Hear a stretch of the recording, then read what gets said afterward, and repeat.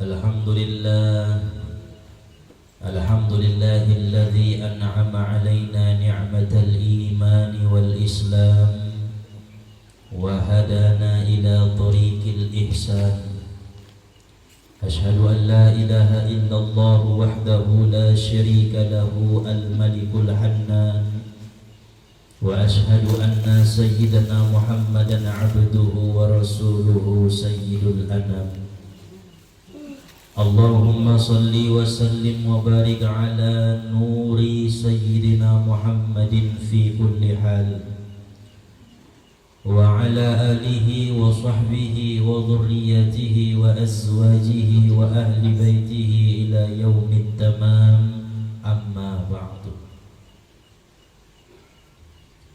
Rabbi shrah li sadri wa yassir li amri wahlul 'uqdatam min lisani yafqahu qawli. Rabbi yassir wa la tu'assir, Rabbi tammim lana bil khair. Subhanaka la ilma lana illa ma 'allamtana innaka antal alimul hakim. Hasbunallahu wa ni'mal wakil, la haula wa la quwwata illa billahil aliyyil 'azim. Bismillahi ala nafsi wa mali wa dini wa ahli. Allahumma raddini biqada'ika wa barik li fima qaddara li hatta la uhibba ta'jila ma akharta wa la ta'khira ma ajjalta bi rahmatika ya arhamar rahimin. Amin Allahumma amin. Pertama-tama puji serta syukur tak bosan-bosan kita panjatkan kehadirat Allah Subhanahu wa taala karena telah menganugerahkan nikmat yang sangat banyak kepada kita. Di antaranya nikmat iman, nikmat Islam, nikmat sehat, nikmat sempat, sehingga kita dapat menuntut ilmu malam ini, menjalankan kewajiban kita sebagai muslim dan muslimat. Mudah-mudahan nanti diakui oleh Nabi kita menjadi umatnya sallallahu alaihi wasallam. Kemudian salawat serta salam selalu kita kirimkan kepada junjungan kita, penghulu sekalian alam, imam bagi segala yang ada, yaitu Nabi Muhammad sallallahu alaihi wasallam, dengan ucapan Allahumma salli wa sallim wa barik ala sayyidina Muhammad wa ala ali sayyidina Muhammad. Sama-sama kita muliakan yaitu sahibul majlis akhinal kiram al-ustaz Abdul Aziz Nasution beserta dengan keluarga. Mudah-mudahan Allah Ta'ala selalu membimbing beliau, memudahkan segala urusan beliau, dan juga menambah-nambah keberkahan dalam hidup beliau. Kemudian juga sama-sama kita muliakan orang tua kita, para sesepuh atau bangon yang hadir ikut duduk bersama dengan kita, karena keberkahan itu terletak pada orang tua kita. Umumnya hadirin wal hadirat, Bapak Ibu jamaah Majelis Dalailul Hikam yang dimuliakan oleh Allah Subhanahu wa taala. Alhamdulillah, setelah kita menjalankan ibadah bulan suci Ramadan, kemudian ibadah di bulan Syawal, Idul Fitri, kembali lagi kita pada malam ini mengawali pembukaan pengajian yang biasa kita adakan 2 kali sebulan, yaitu setiap malam Senin, malam Senin kedua dan malam Senin keempat. Mudah-mudahan hari ini, malam ini, kita yang hadir menandakan bukti bahwa kita masih cinta dengan thalabul ilmi, kita masih senang menuntut ilmu, dan kita masih mengharapkan ridha keberkahan daripada Allah Subhanahu wa taala. Maka malam ini resmi dibuka oleh kita bersama, yaitu mudah-mudahan nanti tidak ada kejanggalan, hambatan setiap kita mengadakan thalabul ilmi. Selalu langkah kita, niat kita, ayunan tangan dan kaki kita dipermudah oleh Allah dan diselamatkan oleh Allah. Amin ya rabbal alamin. Hadirin wal hadirat jamaah Majelis Dalailul Hikam yang dimuliakan Allah. Di dalam Al-Qur'an surat Yasin ayat yang ke-12 Allah Ta'ala berfirman, Bismillahirrahmanirrahim, Inna nahnu nuhyil mauta wa naktubu ma qaddamu wa atharahum wa kulla syai'in ahsaynahu fi imamin mubin. Rangku betul lutin ayat 12. Nah, surat Yasin ayat yang ke-12. Di dalam yang satu ayat ini jelas sekali maknanya, jelas sekali ada ilmu yang Allah sampaikan pada ayat itu. Namun kadang-kadang kita yang membaca surat Yasin hanya masih sekedar membaca, sehingga tidak memperhatikan maknanya, terjemahnya, artinya, dan tidak menghayati, menikmati setiap ayat per ayat dalam Al-Quran.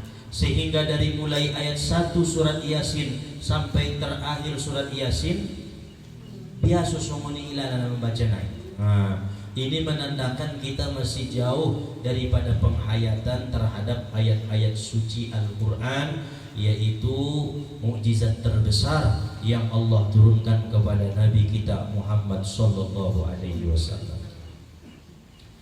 Di dalam ayat ini Allah berkata, Inna nahnu nuhyil mauta, sesungguhnya kamilah yang menghidupkan orang-orang yang mati. Berarti ayat yang ke-12 surat Yasin dalil bahwa adanya hari berbangkit setelah kematian. Setelah seseorang itu dikubur, lalu kemudian dihidupkan kembali oleh Allah, itu namanya hari berbangkit. Kita wajib percaya, wajib iman, karena Allah mengatakan, Inna nahnu nuhyil mauta, sesungguhnya kami yang menghidupkan orang yang mati. Berarti Allah mampu menghidupkan kembali jasad-jasad yang sudah dimatikan oleh Allah Subhanahu wa ta'ala. Supaya apa? Wa naktubu ma qaddamu wa atharahum, kami catat apa-apa yang mereka kerjakan, wa atharahum, dan bekas-bekas yang mereka tinggalkan dari dunia. Nah, jadi seseorang itu dibangkitkan Allah, seseorang itu dihidupkan kembali oleh Allah, agar supaya diperlihatkan Allah semua catatan-catatan yang mereka kerjakan selama di dunia dan bekas-bekas langkah kaki mereka. Wa kulla syai'in ahsaynahu fi imamin mubin, dan semua itu kami pelihara di lauhil mahfuznya Allah Subhanahu wa ta'ala, maka sedikit pun tidak bisa dikotak-katik oleh siapapun. Berarti najolo 20 tahun najolo kan malupa maiba sangat uji alang tahun mangalangka. Tapi di catatan Allah di lauhil mahfuz itu masih tersimpan rapi. Allah tidak pernah lalai. La ta'khudhuhu sinatu wala naum, Allah tidak pernah mengantuk apalagi tertidur. Maka catatan-catatan langkah kaki kita dari mulai kita mukallaf, sudah dibebani hukum, dewasa, berakal, sampai kepadanya dakwah Rasul, langkah itu dicatat oleh Allah. Si fulan di usia 18 tahun pernah melangkahkan kakinya untuk bermaksiat, dicatat Allah. Si fulan umur 25 tahun pernah melangkahkan kakinya ke rumah tetangganya mengambil yang bukan miliknya, dicatat oleh Allah. Nah, bekas-bekas itu yang kita tinggalkan nanti itu akan kita pertanggungjawabkan di hadapan Allah. Maka Allah menghidupkan kita kembali. Si fulan di usia 30 tahun pernah melangkahkan kakinya menuju masjid sholat berjamaah. Si fulan di usianya yang ke-35 tahun pernah melangkahkan kakinya ke majelis Dalailul Hikam menuntut ilmu. Dicatat oleh Allah. Si fulan pernah melangkahkan kakinya menuju tempat saudaranya untuk bersilaturahim supaya menghubungkan tali persaudaraan antara dirinya dengan keluarganya. Dicatat Allah dengan catatan kebaikan. Wa kulla syai'in ahsaynahu fi imamin mubin. Semua itu terjaga di Lauhil Mahfuznya Allah. Nanti bakal akan kita lihat sendiri langkah-langkah ini kemana dulu kita langkahkan. Maka sanarima matobang, sanarima rokaji tiba, berarti kaki silahkan langkahkan ke tempat-tempat yang baik. Maka sedikitkan melangkah ke tempat-tempat yang kurang baik. Kalau bisa jangan sampai melangkah ke tempat yang tidak baik. Andai kata sudah terjerumus, taubatilah langkah-langkah itu, karena bekas-bekas yang kita tinggalkan akan dipertanggungjawabkan di hadapan Allah. On bana pokas nadingkan mon bo sabur ginon. Andai kata mati tak ya mulak munon sudah meninggalkan bekas yang baik. Andai kata dipanggil Allah Ta'ala pulang dari tempat menuntut ilmu, maka sudah tercatat wa naktubu ma qaddamu wa atharuhum, sudah tercatat bekas-bekas yang ia tinggalkan. Langkah kakinya ini langkah kaki yang menuntut ilmu. Itu majelas nih pahalu mida usite. Langkah subayang, langkah menuntut ilmu, langkah ziarah, langkah untuk membagi ilmu, langkah mengajar, langkah mensabar-sabari orang yang terkena musibah. Langkah semua itu adalah langkah-langkah yang sangat baik dan mendapatkan pahala daripada Allah. Tetapi ada beberapa langkah yang jarang kita amalkan, namun pahalanya amat besar di hadapan Allah. Bahkan sedikit sekali yang mampu mengamalkannya. Apa itu? Pertama, al-masyu khalfad doifi au ma'ahu bisabai khutuwatin. Melangkah di belakang tamu atau bersama dengan tamu saat mengantarkan tamu pulang dari rumah. Langkah nah jarang doi diamalkan. Jadi palaro tamu niba kondot juga pateruna sadikisna. Berapa langkah? Minimal 7 langkah paling otik. Lobby deh guys. Ya tarkon. Berarti dah bau munon tu pintu ni bagas ni baik dong ni pintu tilek. Pandok ni Imam Ghazali, sertakanlah saat mengiringi tamu sepulang dari tempat kita membaca sholawat. Allahumma sholli ala Muhammad atau sallallahu ala Muhammad, sallallahu ala Muhammad. Dapat pintu sholawatna. Isi-isina membaca sholawat saat mengantarkan tamunya, maka pahalanya tidak bisa dicatat oleh malaikat. Saking besarnya pahala itu, yang mampu mencatat kebaikannya hanya Allah Subhanahu wa ta'ala. Sibuk malaikati dicatat dia, catat dia kebaikan di sholawatan dan langkah kaki na mengiringi tamu. Indah sampai habis no makarotes bukunya les na doang no kebaikan ini. Berarti dabo bahasa halus dari artinya hanya Allah yang mampu mencatat nilai kebaikan ketika kita mengantar tamu. Minimal 7 langkah onpe jarang don diamalkan. Nah ini bekas langkah yang nanti akan dicatat Allah sebagai kebaikan. Jadi job doro apalaro alak tu bakas ni ba ulang na sojo proa. Palaro sayo tamu ni ba marsyukur maho aso na partamu na degesan rasukina. Na partamu na berkahan hidupna. Job ruania rotamunia insyaallah job ruanina binta paideideya. Jadi manong-manong dia laki dawo narusayon tong bayo itu sunniya. Manong bayi-bayinya bagi nama nangkon sinaroro alak na buto bakas kunniya. Itanong ko niya onda pa di songonon. Kon na job duro anta roalak tu bakasta. apalagi naroi alak-alak na soli, alak-alak na dekat dengan Allah, berlebihan mesti bentong job niruan ni baik. Nah, karena mereka itu gambaran daripada aulia-aulia, gambaran daripada nabi-nabi, gambaran daripada Sayyidina Muhammad sallallahu alaihi wasallam. Juk di ruang. Nah, natarlen minum-minum mah, ngadong natarlen minuman na air putih. Namun jangan sampai ada di hati tidak suka orang datang ke tempat kita. Ai mandung penyakit nih di bakasan hati-hati ni bah. Ro tamu abis iro muse, abis io muse sadari sapu alak naru itu bakasnya barokah madai. Bahat do bakasnya lagi ngara alak ro itu bakasnya. Godang do bagas, tempat tinggal luas, usaha godang, harto bahat ngapi ganaro tu bagasi mangaliya.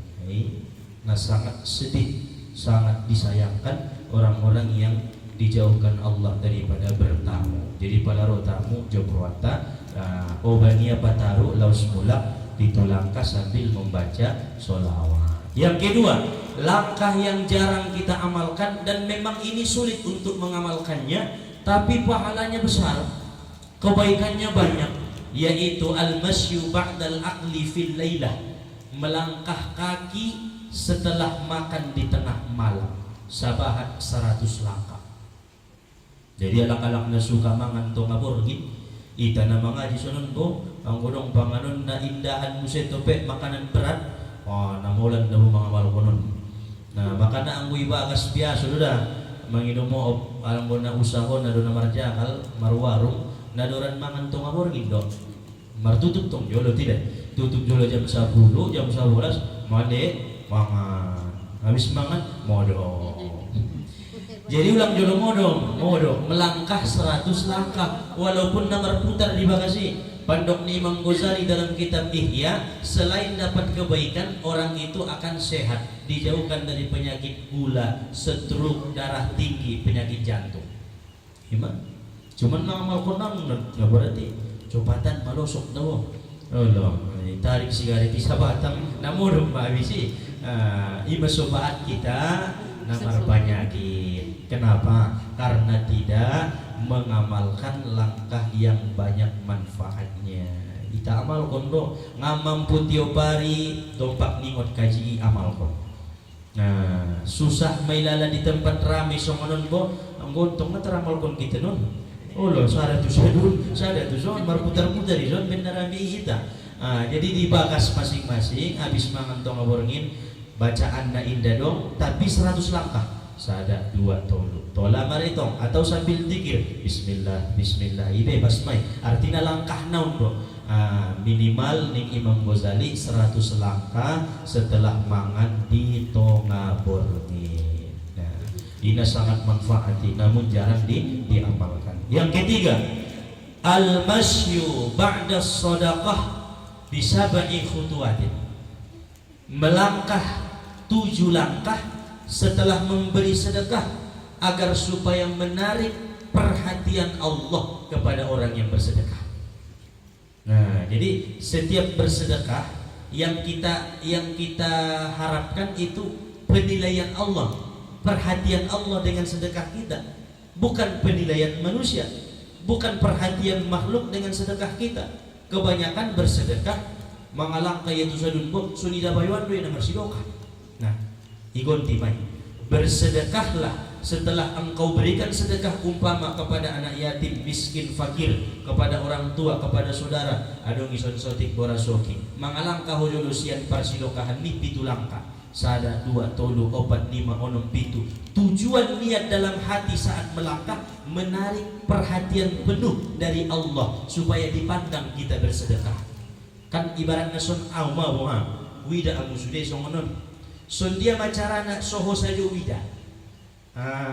Artinya ngapain na sunida Tuhan non ni dia sudah makhluknya, namun supaya perhatian Allah lebih kepada yang bersedekah itu, langkahkan 7 langkah dari orang yang dari orang yang kita sedekahi, kemudian Allah akan memperhatikan sedekah kita, Allah menerimanya karena kita bersedekah ikhlas, bukan melangkah supaya si fulan tahu saya bersedekah. bukan melangkah 1000 langkah supaya orang yang di sana tahu saya bersedekah. Kebanyakan seperti itu, melangkah bersedekah hanya mengharapkan pujian manusia. Ini nomor 7. Nah, babatna al-masyu fil maqbarah. Ini pun jarang. Melangkahkan kaki ketika memasuki pemakaman, perkuburan. Nah, ada nonton gerbang kan pemakaman umum. Ibagin ziarah ke makam orang tua umpama makam saudara. Masuk di gerbang, Assalamualaikum ya dara qaumin mu'minin wa inna insyaallah bikum lahikun, atau Assalamualaikum ya ahlal kubur. Mengalangkah mak sebanyak 40 langkah. Selama melangkah 40 langkah, bacalah doa Allahumma ighfir lahum, Allahumma ighfir lahum, Allahumma ighfir lahum, Allahumma ighfir lahum. Maka semua yang ada di pemakaman itu mendapatkan doa daripada kita yang berziarah. Walaupun tujuan kita hanya ke makam orang tua, tapi seluruh yang ada di makam itu mereka senang hatinya, bergembira. Ya Allah, si fulan yang datang itu alangkah baiknya, ia memanjatkan doa untuk kami. Engkau berkahi ya Allah hidupnya, Engkau jadikan ia semakin dekat denganmu, semakin takwa terhadapmu, karena ia orang yang tidak pelit terhadap doa kepada kami. Adong didabu di pemakaman umumi 2 tolu 4 para kuburani nasunjung mendapat kiriman mun keluargana, mun anak-anakna, mun saudarana. Dengan kedatangan kita, Allahumma ighfir lahum, Allahumma ighfir lahum, Allahumma ighfir lahum. Ya Allah ampuni mereka, ya Allah ampuni mereka, ya Allah ampuni dosa mereka.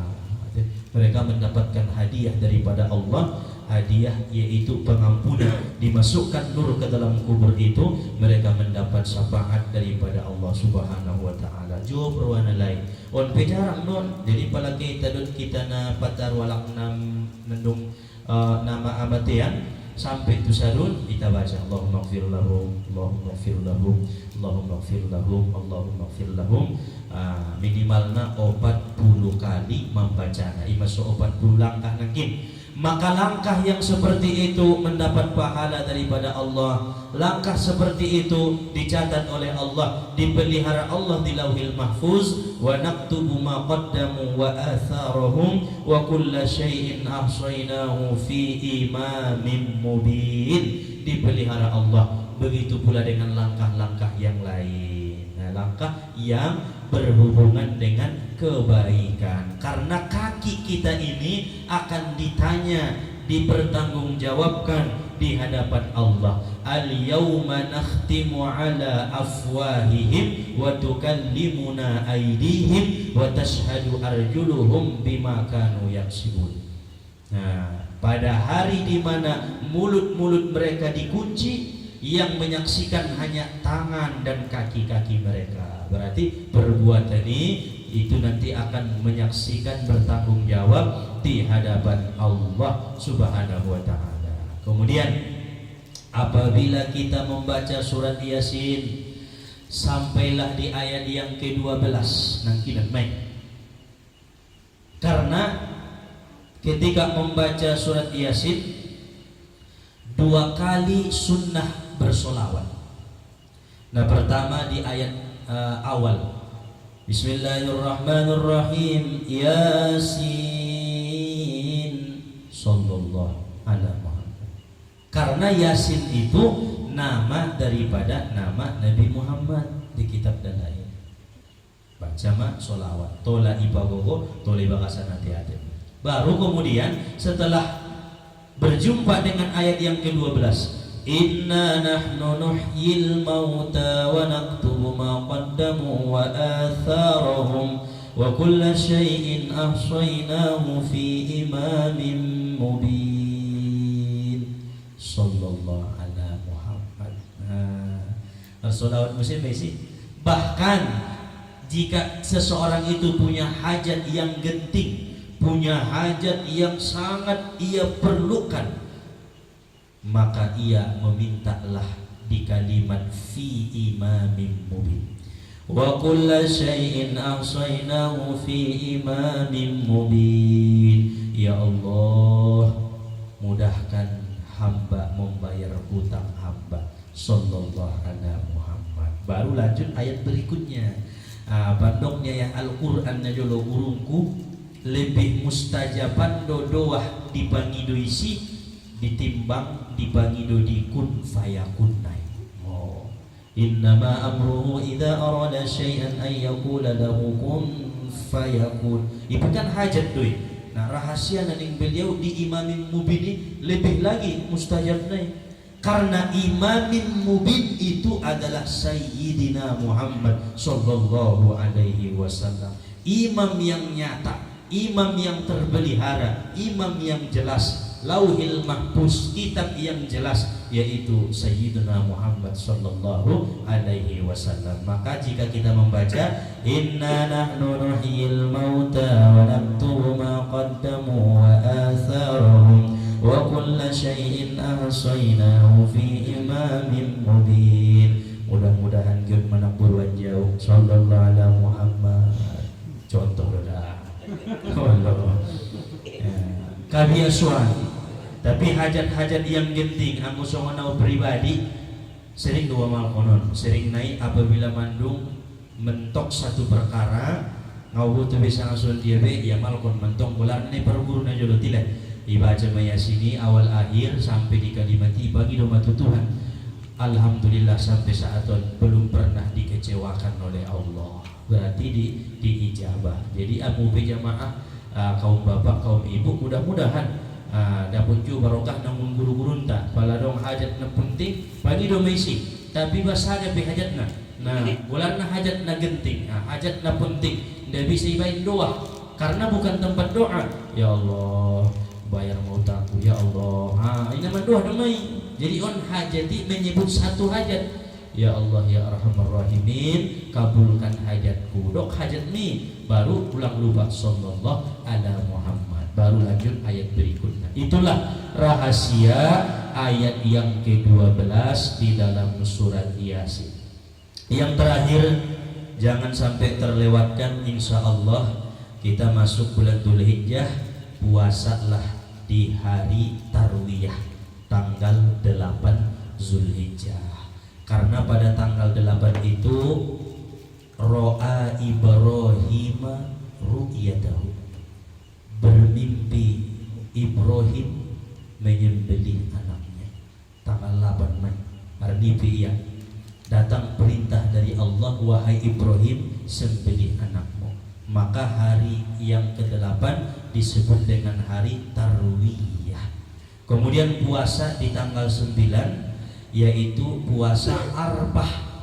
Arrafa Ibrahim ru'yatahu, memberitahu Ibrahim akan mimpinya kepada anaknya Ismail pada tanggal 9. Kebetulan itu tanggal 9 ini wukuf di Arfah. Ini sudah puasa Arfah. Pada hakikatnya Ibrahim memberitahu anaknya Ismail bahwa ia mendapat perintah dari Allah untuk menyembelih Ismail. Famadza tara ya Ismail, bagaimana menurutmu? Berkata Nabi Ismail, if'al ma tu'mar satajiduni insyaallahu minas sabirin. Wahai ayahku, lakukan jika itu perintah Allah, engkau akan memperdapati aku sabar dengan keadaan itu. Luar biasa. Adong melawan anak semua di bahasana. Kalau bukan karena bimbingan orang tuanya, bukan karena kesolihan ayah dan ibunya, ucapan naik sobar dewayahi perintah itu hanima parjolo dahuluan ning Nabi Ismail. Baru kemudian kita puasa tanggal 10 Dzulhijjah, namanya puasa nahar. Naharo Ibrahim ibnahu, mengorbankan Ibrahim anaknya Ismail pada tanggal 10 ikoyok ma Ismaili, ikorban kon ma, berarti sunnah puasa dari pagi hari sampai selesai sholat Idul Adha. Nggak sampai potong bah, sampai oleh disumbayang maya. Ima perbedaannya dengan Idul Fitri. Idul Fitri minum terlebih dahulu, makan terlebih dahulu baru sholat. Idul Adha menahan, puasa dulu, jangan masuk sesuatu minuman, makanan, sholat, pulang dari sholat baru berbuka. berarti dah pun 2 hari ngajaban satu nggak 2 hari. Imena puasa sabutulna napulna tanggal 8 tanggal 9 Zulhijjah. Apabila mampu dari tanggal 1 luar biasa. Insya Allah bagi yang ada kodoan kaum ibu atau kaum bapak nadong kodoan kodoma tanggal 1, tanggal 2, tanggal 3 sampai tanggal 9 dapat nilai ibadah ni Zulhijjah naik, kemudian terbayar kodoan ni puasa ibadah itu. Jangan sampai terlewatkan memuliakan daripada bulan Zulhijjah, bulan di mana kita menyembelih hewan kurban mengikuti syariat Nabi kita Muhammad sallallahu alaihi wasallam. Mudah-mudahan di awal pembukaan pengajian kita ini yang dapat disampaikan. Kebetulan kan awan buku naik, habis nakit pun pengajian langsung tusun. Jadi insya Allah di hari berikutnya, malam berikutnya kita buka kembali kitab Saifut Thalabah. Mudah-mudahan kajian ini menambah ilmu amal ibadah di kita, memperkuat keimanan dan ketakwaan kepada Allah Subhanahu wa taala. Amin ya Allah ya rabbal alamin. Balawang bersafahan setelah mendoa bersapa-sapa ala hadhihi niyyah ila hadratin Nabi Mustafa. Al-Fatihah.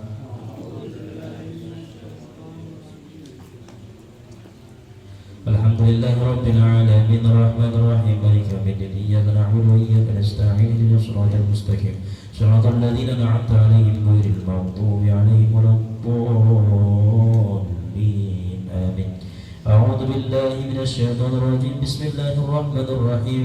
الحمد لله رب العالمين حمدا يوافي نعمه ويكافئ مزيدا. يا ربنا لك الحمد ولك الشكر كما ينبغي لجلال وجهك الكريم وعظيم سلطانك. اللهم صل على سيدنا محمد طب القلوب ودوائها وعافية الأبدان وشفائها ونور الأبصار وضيائها وقوت الأرواح وغذائها وعلى آله وصحبه وبارك وسلم. اللهم اغفر لنا ذنوبنا ولوالدينا وارحمهما كما ربيانا صغيرا ولأجدادنا ولجداتنا ولمشايخنا ولجميع المؤمنين والمؤمنات والمسلمين والمسلمات برحمتك يا أرحم الراحمين. اللهم اغفر لأمة سيدنا محمد. اللهم ارحم أمة سيدنا محمد. اللهم استر أمة سيدنا محمد. اللهم اجبر أمة سيدنا محمد. اللهم اجعلنا يا الله من أمة سيدنا محمد. اللهم بارك لنا يا الله في هذا المجلس وبارك من صلى في هذا المجلس وبارك من يطلب العلم في هذا المجلس وبارك من يصلي على النبي في هذا المجلس وبارك من يأكل ويشرب في هذا المجلس وبارك من يسكن وينام في هذا المجلس وبارك لنا من ذريتنا يا الله وذرية المسلمين يا رب العالمين. ربنا أرنا الحق حقا وارزقنا اتباعه وأرنا الباطل باطلا وارزقنا اجتنابه.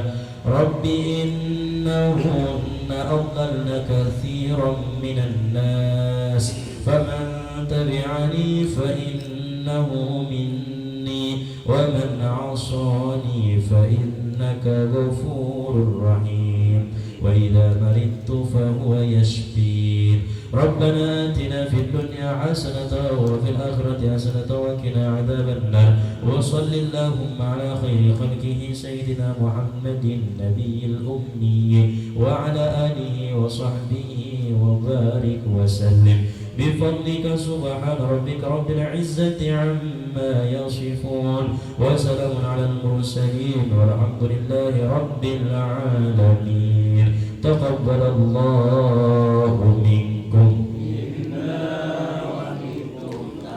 بل يا كريم. صلى الله على محمد صلى الله عليه وسلم. صلى الله على محمد sallallahu alaihi wasallam, sallallahu ala Muhammad sallallahu alaihi wasallam, sallallahu ala Muhammad. Ya Rabbi salli alaihi wasallim, Allahumma salli wa sallim wa barik alaihi. Alhamdulillahirabbil alamin. Assalamualaikum warahmatullahi wabarakatuh.